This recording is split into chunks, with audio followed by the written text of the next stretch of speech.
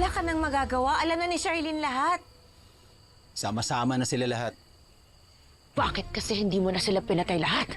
Wala ka talagang silbi. Divina, ginawan ko naman lahat ng makakaya ko. Manahimik ka na lang.